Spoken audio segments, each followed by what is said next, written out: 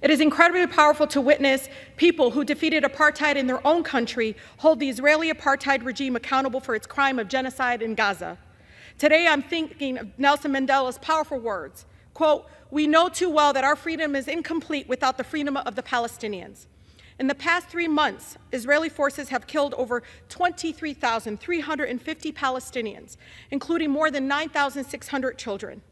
They have injured more than 59,400 Palestinians. More than 8,000 Palestinians are still missing under the rubble. This week, Secretary of State Blinken called the case meritless. So let me read directly from the case file, starting on page 59. Quote, "Expressions of genocidal intent against the Palestinian people by Israeli officials," so you can hear directly from the Israeli officials in their own words, not mine. President Herzog said, quote, "It is an entire nation out there that is responsible. It is not true, this rhetoric about civilians not aware, not involved. It is absolutely not true. And we fight until we break their backbone." He's one of the many Israeli officials that have handwritten messages on the bombs to be dropped on the children of Gaza. Netanyahu said in his own words, quote, "A struggle between the children of light and the children of darkness, between humanity and the law of the jungle." And quote, he continues to say, "This is a battle not only of Israel against these barbarians, but it's a battle of civilization against the barbarism." Israel's Minister of Defense, quote, said, "Imposing a complete siege on Gaza, no electricity, no food, no water, no food. Everything is closed," he says.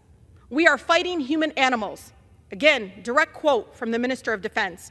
He continues on to say, "Gaza won't return to what it was before. We will eliminate everything."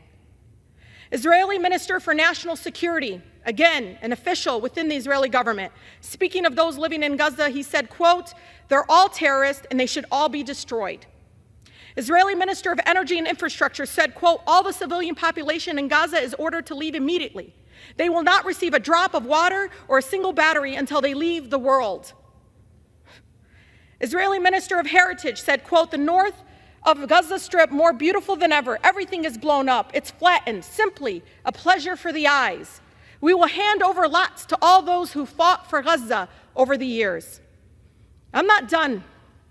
The Israeli Minister of Agriculture said, quote, "We are now actually rolling out the Gaza Nakba."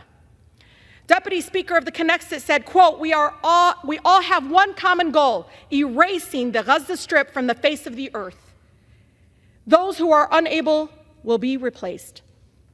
Israeli Army Coordinator of government activities in the territory, speaking of the Palestinians living in Gaza, said, quote, "Human animals are dealt with accordingly."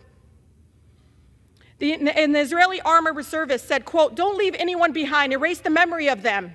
Erase them, their families, mothers, and children. These animals can no longer live. Let them drop bombs on them and erase them." Mr. Speaker, I would like to submit for the congressional record, as you know, the entire South African genocide case against the International Court of Justice.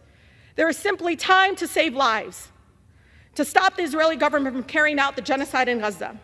This body and the Biden administration are complicit in this genocide. Congress must stop funding the genocide of the Palestinian people with our American tax dollars.